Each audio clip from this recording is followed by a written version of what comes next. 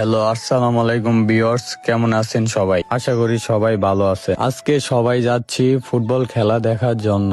আমরা সবাই এখন খেলা দেখার উদ্দেশ্যে রওনা হলাম।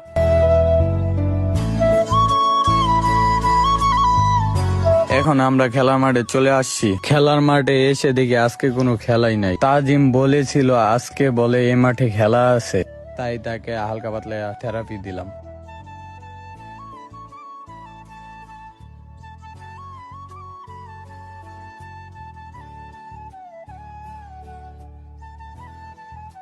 দুষ্টুমি করতে করতে সবাই বাড়ির উদ্দেশ্যে রওনা হয়ে গেলাম।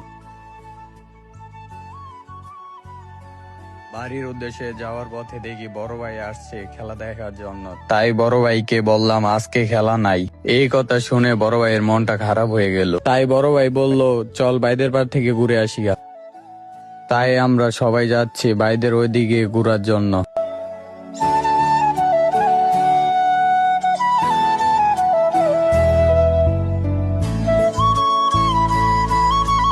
হাঁটতে হাঁটতে চলে আসলাম আমরা সবাই বাইদের পার। এখানে আসার পর দেখতে পাই একজন লোক বসে বসে মাছ ধরছিল, তাই আমরা এখানে দাঁড়িয়ে কিছুক্ষণ মাছ ধরা দেখতেছিলাম।